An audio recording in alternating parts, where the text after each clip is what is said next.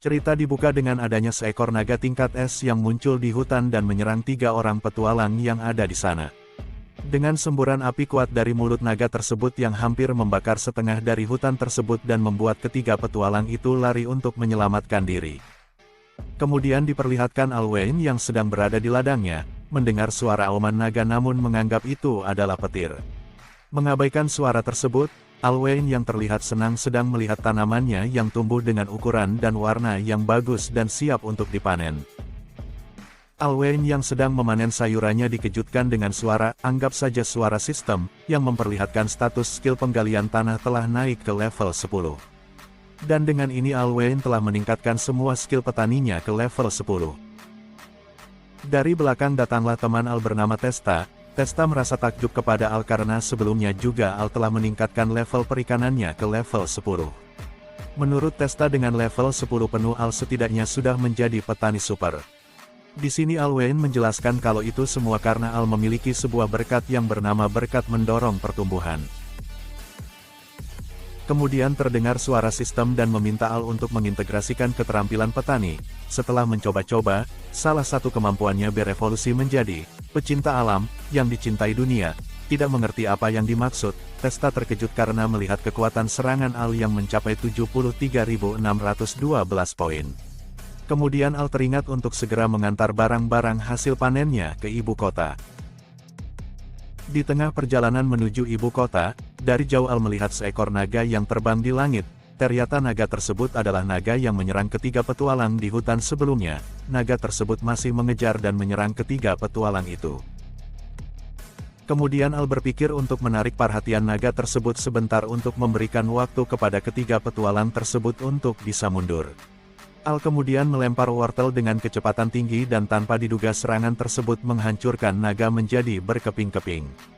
Membuat Al dan ketiga petualang itu terkejut dengan serangannya. Lalu Al melanjutkan perjalanannya ke ibu kota, sedangkan ketiga petualang tersebut mencoba mencari tahu apa yang terjadi, dan hanya melihat jejak roda kereta kuda, yang dimana jejak roda kereta tersebut merupakan milik Al.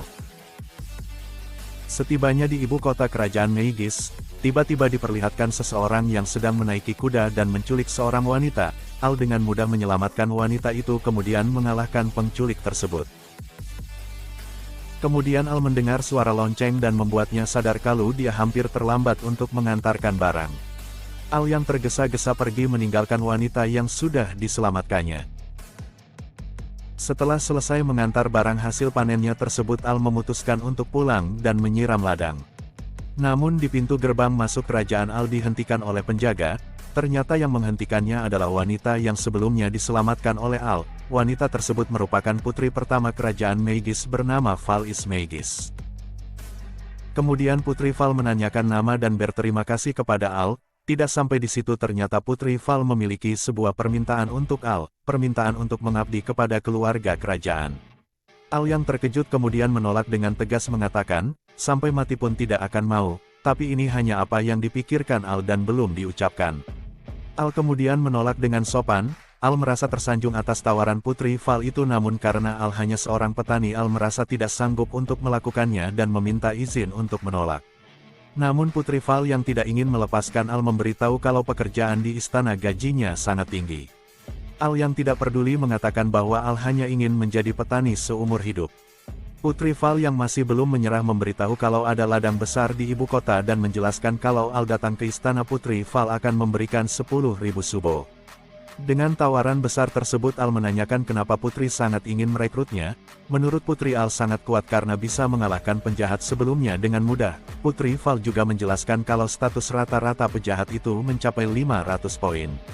Al yang bingung menanyakan berapa atribut rata-rata yang dimiliki biasanya.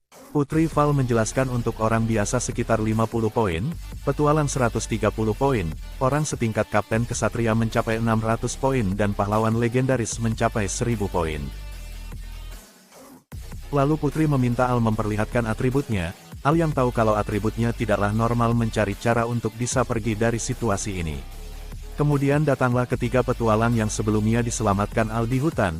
Ketiga petualang tersebut menjelaskan apa yang terjadi di hutan kepada penjaga.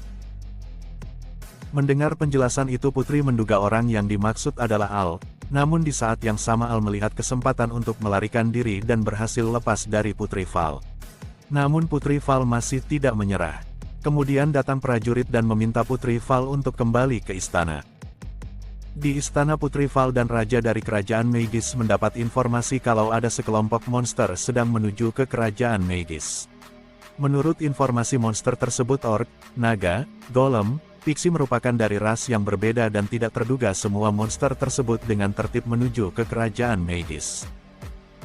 Menurut saksi mata kejanggalan itu seperti drama invasi neraka. Putri Val dan Raja pun terkejut mendengar hal itu.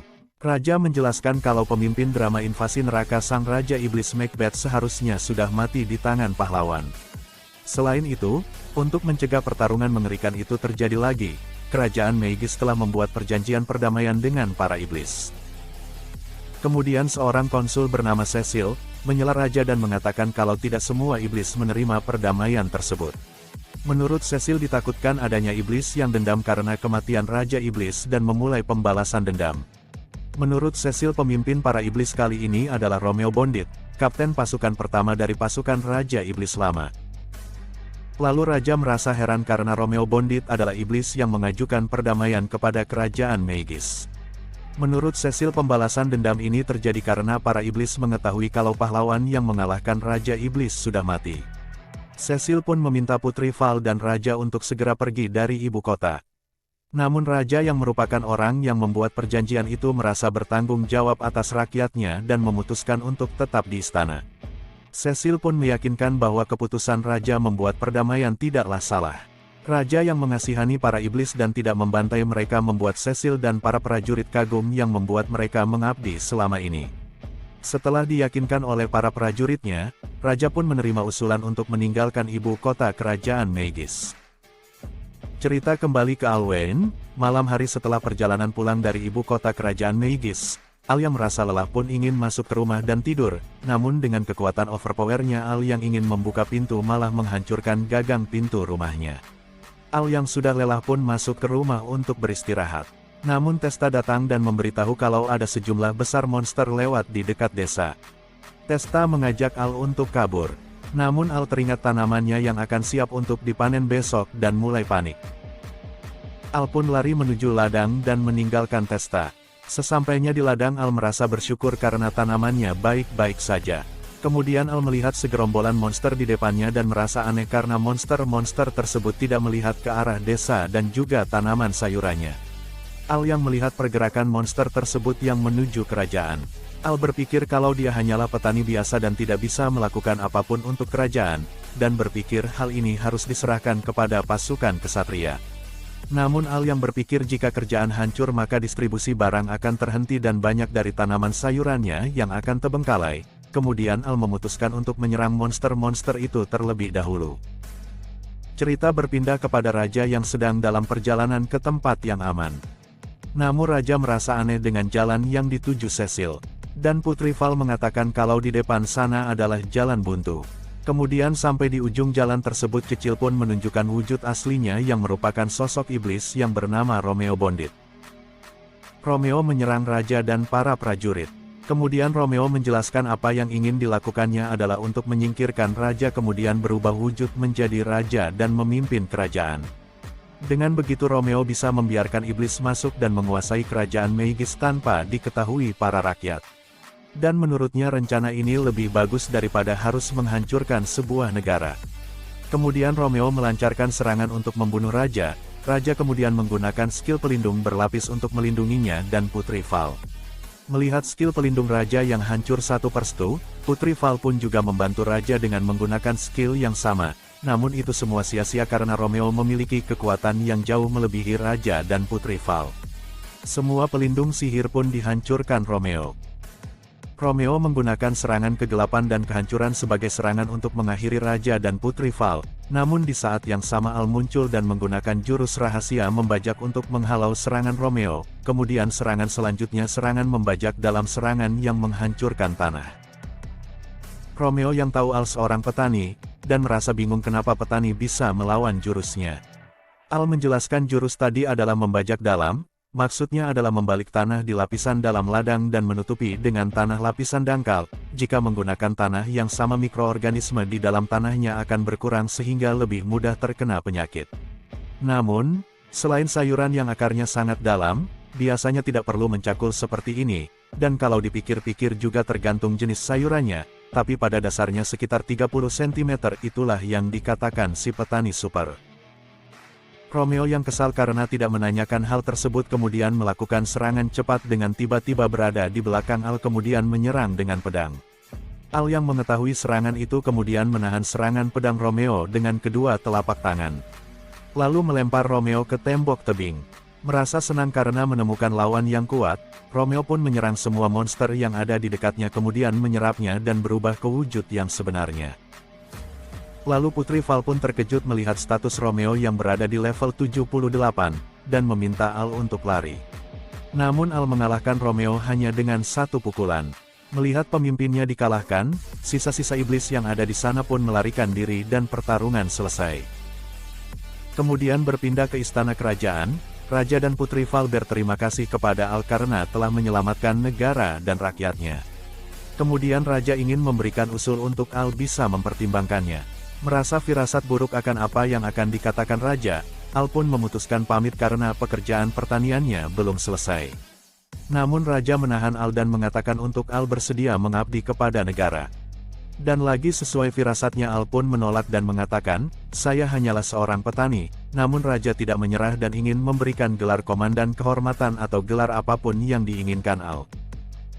Lalu Putri Val mengatakan kepada Raja kalau Al tidak akan tertarik dengan status kehormatan. Putri Val yang tahu hal itu pun mengurungkan niatnya untuk merekrut Al. Tapi, sebagai tanda terima kasih dan juga rencana licik, Putri Val memberikan ladang luas dan uang 10.000 subo kepada Al. Al pun mulai tertarik. Namun dengan syarat Al harus mendaftar ke serikat dan menjadi petualang. Dan Al pun menerimanya. Dan episode 1 ditutup dengan ladang baru Al yang terlihat seperti gurun.